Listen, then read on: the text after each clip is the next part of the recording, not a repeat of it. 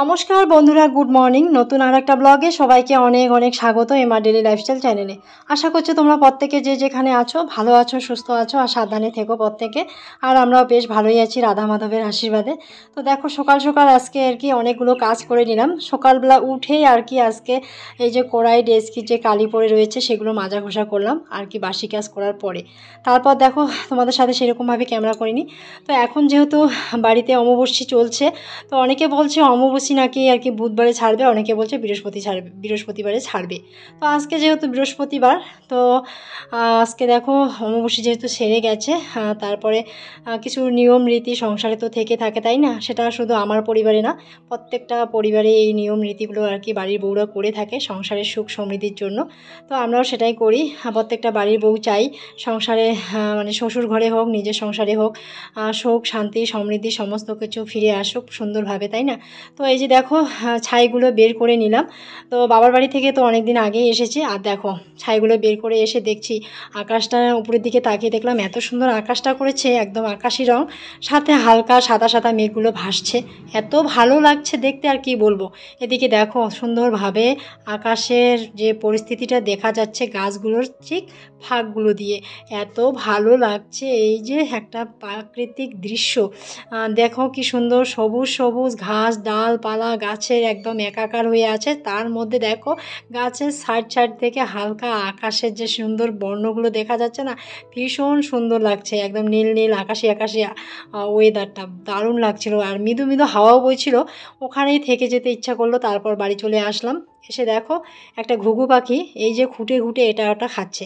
কারণ শাশুড়ি মা সকালবেলা ঘুম থেকে উঠে আগে হাঁস মুরগিদেরকে খুদে দেয়, নাহলে মুড়ি দেয়, যে কোনো কিছু দেয়, সেগুলো তো ওরা খেয়ে নিয়েছে মুরগি চড়াই। তারপর ওরা দেখো ওখানের থেকে একটু একটু বেঁচে গেছে, সেগুলোই খাচ্ছে। তো আমাদের কালকে একটা ঘটনা ঘটে গেছে বাড়িতে। আমার মানে আজকে শোনা গেল, আজকে যেহেতু বৃহস্পতিবার, আজকে শোনা গেল যে আজকে অমাবস্যা সেরে যাবে। তো আমার শাশুড়ি মা কালকে আবার কি কার কাছে শুনেছে কালকে নাকি ছাড়বে। তো যাই হোক আমাদের বাড়িতে পঞ্জিকাও ছিল না, বা পঞ্জিকা কে দেখেছে জানি না, মানে যে দেখেছে হয়তো বলছে। তো শাশুড়ি মা আবার কী করছে যে বুধবারের দিনে আর কি দেখো রান্নাঘরটা টোটালটা মুছে নিয়েছে, ঘর দুয়ার মুছে আর শাশুড়ি মা আবার পুজো দিয়েছে। আর আমিও ভাবছিলাম যে হ্যাঁ হয়তো বুধবারেই ছেড়ে গেছে, শাশুড়ি মা যেহেতু পুজো টুজো দিল। তারপর শোনা গেল আমার বদ্দি ভাই নাকি আসলো, এসে বলতেছে কই অমাবস্যা তো ছাড়েনি। তো যাই হোক খুব একটা খারাপ মানে অঘটন বলতে পারো সংসারের ক্ষেত্রে। তো প্রত্যেক বছর যেভাবে আমরা নিয়ম রীতিগুলো করে থাকি আর কি, ওই দিক দিয়ে আর কি খুব খারাপ লাগলো। তারপরে আবার সন্ধ্যাবাতিও দিয়ে দিয়েছে, বললো যে যেহেতু পুজোটা দিয়ে দিয়েছি আর সন্ধ্যাবাতিটা কেন বাদ থাকে, তাই না? তো সন্ধ্যার দিকে আবার উনি সন্ধ্যাবাতিটাও দিল। তারপর যখন শুনতে পেলাম যে আজকে অমাবস্যা ছাড়েনি, তখন একটু খারাপও লাগলো। তো যাই হোক সংসারে আমরা বউরা চাই সংসারের সুখ সমৃদ্ধি, যাতে সংসারের রীতি নিয়মগুলো আমরা ভালোভাবে পালন করে যাতে একটু মানে সংসারটা ভালো থাকে, সুন্দরভাবে আমরা সংসারটাকে পরিচালনা করতে পারি, তাই না? তো এটা তো সবাই চায়। তো যাই হোক অনেক কথাগুলো বললাম। তো এদিকে দেখো যেহেতু অমাবস্যা সেরে গেছে, তাই আজকে আমি আমার এই যে উনুনটার সাইডগুলো আর কি মুছে নিচ্ছি। তো এই উনুনটা আর কি মোছা হয়নি। তো এদিকে দেখো উনুনটা তো কয়েকদিন আগে আমি বাবার বাড়ি থেকে আসলাম, তখন কিন্তু এসে আমি আর কি এই যে উনুনে রান্না করিনি, আমি গ্যাসের ঘরেই রান্না করেছি বেশ কয়েকদিন, যে কয়েকদিন হলো আসা। তো গ্যাসটাও শেষের দিকে, হয়তো বেশি দিন টিকবে না গ্যাসটা, তাই ভাবছিলাম আজকে যেহেতু অমাবস্যা সেরে গেছে উনুনটা একটু মুছে নেই। তো এই উনুনটা তো আমাদের সবসময় দরকার পড়ে না, তাই আর কি শাশুড়ি মা উনুনটা মুছে নিই। তো যাই হোক আমার আবার এই উনুনটাতে রান্না করতে বেশ ভালো লাগে, তাই আমি এই উনুনটা তৈরি করেছি। তো গোটা মানে সমস্ত ঘরটাই আর কি মুছলাম না, তো একটু খালি এই যে উনুনের কাজটা মুছলাম, যেহেতু উনি কালকে মুছে নিয়েছেন, তাই আমি আর কি দরজার সাইডটা একটু মুছে এখন বের করে নিচ্ছি। তো অনেক কাজ আছে জানো তো, বাড়িতে কোনো কিছু পুজো তিথি বা কোনো ছোটো মোটো একটা নিয়ম রিচুয়াল মানতে গেলেও কিন্তু অনেক ধরনের কাজ থাকে, সেগুলো আমাদের করতে হয়, তাই না, প্রত্যেকটা পুজোতে। তো যাই হোক আর দুদিন পরে হলো রথযাত্রা, এটুকুই মুছে আর কোনো কিছু মুছবো না, যেহেতু কালকে শাশুড়ি মা মুছে নিয়েছে বারান্দা ঠান্ডা সমস্ত কিছুই। তো এখন যাব হলো স্নানে। তো সকালে তো ড্রেসটা চেঞ্জ করে কোনো রকমভাবে চাটা করে একটু খেয়ে নিয়েছিলাম, এখন স্নানটা পুরোপুরি ভালো করে সুন্দরভাবে করে নিয়ে তারপর রান্নাটা বসিয়ে দিব। তো চলো এই যে সকালবেলা যে আমি কড়াই ডেস্কি এগুলো আর কি মাজা ঘষা করে নিয়েছি, এগুলোতে এখন দেখো আর ছাইয়ের নেওয়া দিয়ে নিচ্ছি আর কি, ছাইয়ের নেওয়াটা দিলে ভালো হয় আর কি, কয়েকদিন পর মাজা ঘষা করলে না সুন্দরভাবে উঠে যায়। আর তেল বা অন্য কোনো কিছু দিলে পরে অত সহজে উঠতে চায় না, তো আমরা আর কি ছাইয়ের নেওয়াটাই দিয়ে রাখি। তো দেখো খুব তাড়াহুড়ো করছি জানো তো, এখন বাজে হলো 9:30। তো মেয়ে তো 10টা 10-এ বা 15 বা 10:30 মধ্যেই আর কি চলে যায়, বেশিরভাগ 10টা 15-তে ওকে আমি স্কুলে পাঠানোর চেষ্টা করি। তবে আজকে না অনেকটা দেরি হয়ে গেল এত কিছু কাজ করতে করতে। তো জানি না ভাতের টাইম মেয়ে পাবে কি না, তবুও দেখো আলু সেদ্ধ একটুখানি ডিম টিম ভেজে ওকে দিয়ে দিব। আজকে এগুলোই খেয়ে মেয়ে স্কুলে যাবে। আর চলো এখন না রান্নাঘরে এসে আমি এই যে দেখো উনুনের মধ্যে আর কি কুড়োগুলো দিয়ে দিলাম। এগুলো হলো ধানের কুড়ো, আর এই কুড়োগুলো একটু ছিটিয়ে দিলে না একটু ভেজা ভেজা ভাবটা কম থাকে। তো চলো এখন উনুনটা একটু ধরিয়ে নিই। তবে না প্রথম প্রথম উনুন ধরাতে একটুখানি কষ্ট হবে, কারণ একদমই ধরতে চাবে না। আজকে 10-12 দিন হলো রান্নাবাড়ি কোনো কিছু করা হচ্ছে না উনুনের মধ্যে। তবে একদম মনে হচ্ছে খুব ভিজে ভিজে উনুনটা, আর লাকড়িগুলো একদম শুকনো নেই। কি জানি আজকে কিভাবে যে কি করব বুঝতেই পারছি না। তবে গ্যাসও মনে হচ্ছে আর কি, গ্যাসে যে রান্না করব গ্যাসও একদম শেষ আর কি, হয়তো এরকমই হবে, অর্ধেক রান্না হয়ে যাবে তারপর গ্যাস শেষ হয়ে যাবে, এরকমই একটা পরিস্থিতি। তাই আর কি যেভাবে হোক কষ্ট করে হলেও আমাকে উনুনটা ধরিয়ে রান্নাটা কমপ্লিট করতেই হবে। খুব তাড়াহুড়ো করছি জানো তো, এদিকে মেয়ের স্কুলের টাইম হয়ে যাচ্ছে। আর ভাবছি আজকে কি সিদ্ধ ভাত করে দিতে পারবো কি না, ডিম তো দূরের কথা। তো যাই হোক আর কি, ভালোই ভালোই মায়ের আর কি চাওয়া পাওয়া সন্তানের উপর সত্যি থাকে, এটা আর কি সত্যি কথা বলতে। মা যখন চাইছে যে সন্তানকে ভাত খাইয়ে স্কুলে পাঠাবো, তো এইটুকু সময়ের মধ্যে আমি যে মেকআপ করতে পেরেছি রান্নাটা, সেটাই আমার কাছে অনেক। তবে জানো তো দেখা যাচ্ছে ক্যামেরাতে আমি উনুনটা খুব তাড়াতাড়ি ধরিয়ে নিয়েছি, কারণ এডিটিং করতে তো একটু কাটছাট করে করতে হয়। কিন্তু হ্যাঁ, উনুনটা ধরাতে আমার অনেকটা সময় লেগেছে, অনেকটা সময় কি বলবো আর তোমাদেরকে। তো যাই হোক, আগেকার দিনে কিন্তু কেরোসিন তেল প্রত্যেকটা বাড়ি বাড়ি ছিল।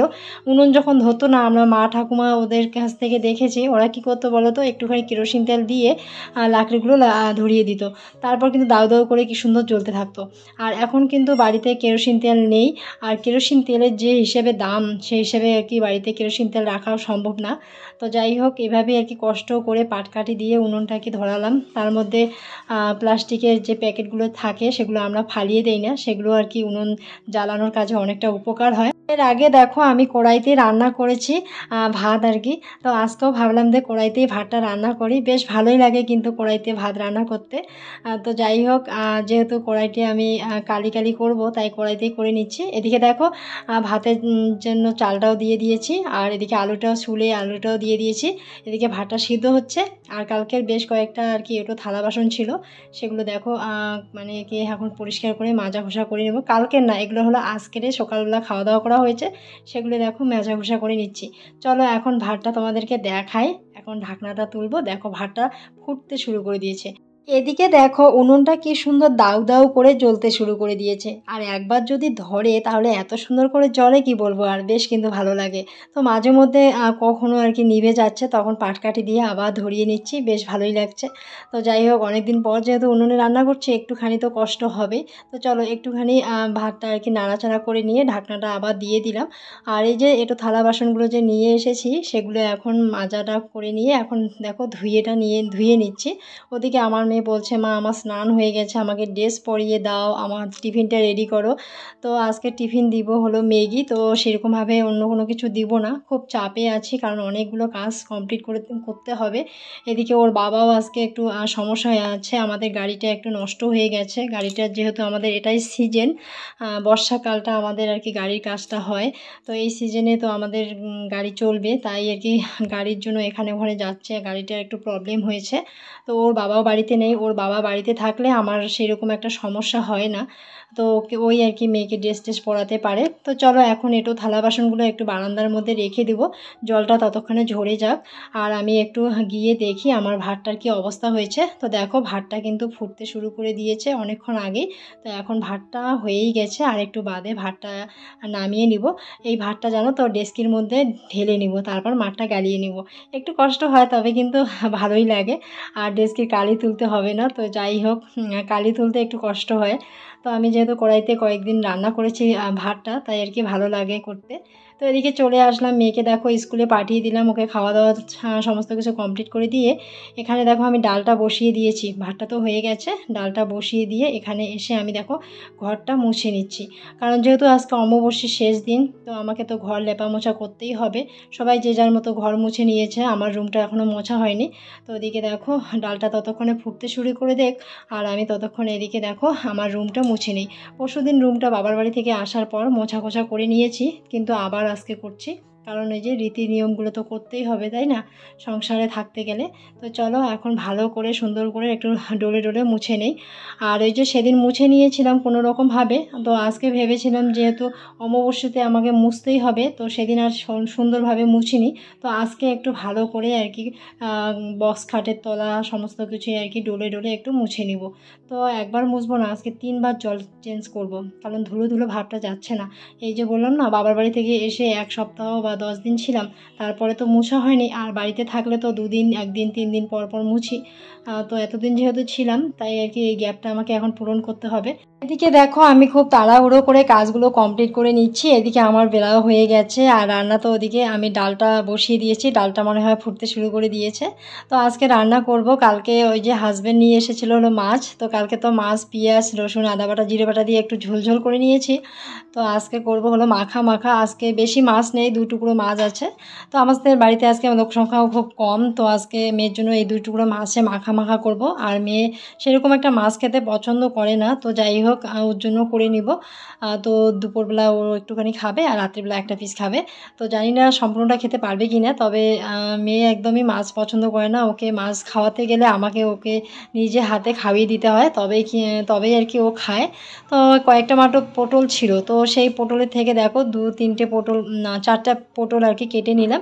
সেই 4টা পটলে একটুখানি চপ করে নিব। তো মাছের জন্য যেহেতু পেঁয়াজ আদা বাটা জিরে বাটা আমি বেটে নিয়েছি, তো পটলের চপের জন্য আর কি একটুখানি বেশি করে বাটনাটা করে নিলাম। আর দেখো আমি পটলটা না ঢাকনা দিয়ে দিয়ে ভেজে নিচ্ছি, কারণ তাতে আমার সুবিধা হয় কি বলো তো, পটলটা ভালো করে ভাজাটা হয়ে যায়। এখানে দেখো সমস্ত মশলাটা দিয়ে পটলটাকে ভালো করে কষিয়ে নিলাম। এখন একটুখানি জল দিয়ে পটলটাকে সিদ্ধ করে নিলাম। তো দেখো পুরো রান্নাটা আমার কমপ্লিট হয়ে গেছে। আর কালকের না রাত্রিবেলায় কিছু পাঁপড় আছে, সেই পাঁপড় ভাজাগুলো একটু করে সবাইকে দিয়ে দিব। তো চলো এখন না খাওয়া দাওয়াটা কমপ্লিট করে নিব।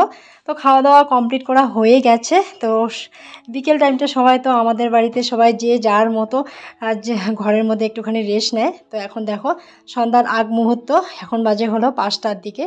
তো এই যে লাকড়িগুলো সকালবেলা একটু বাইর করে দিয়েছিলাম, সকাল বলতে 12টা 12:30টার দিকে। তো একটু রৌদ্র ছিল ভালোই, তো লাকড়িগুলো না মোটামুটি একটুখানি শুকিয়ে গেছে। আর ওই যে দেখতে পাচ্ছ ওই ঘরটাতে কিন্তু বেশ কয়েকটা লাকড়ির ঢিপ আছে, ওখান থেকে লাকড়িগুলো আর কি শুকোতে দিয়েছি। তো এই লাকড়িগুলো এখন দেখো এখানে এসে মানে আমাদের সামনের বারান্দায় রেখে দিচ্ছি, আর না হলে পরে বৃষ্টি আসলে পরে ভিজে যাবে। যেহেতু শুকিয়ে গেছে, সমস্ত লাকড়িগুলো বের করে দেইনি, তাতে অনেকটা পরিশ্রম হবে, কষ্ট হবে। তো একটু একটু করে আর কি লাকড়িগুলো শুকিয়ে শুকিয়ে নিয়ে রান্না করা হচ্ছে। তো চলো এখন এই যে লাকড়িগুলো সমস্তটাই এই ঘরে আমরা রেখে দিব। এখন গ্রিলের দরজাটা দিয়ে দিব। চলো আজকের মতো ব্লগটা এখানে রাখছি। সকলে ভালো থেকো, সুস্থ থেকো, সাবধানে থেকো। দেখা হচ্ছে একটা নেক্সট ব্লগে। Good night.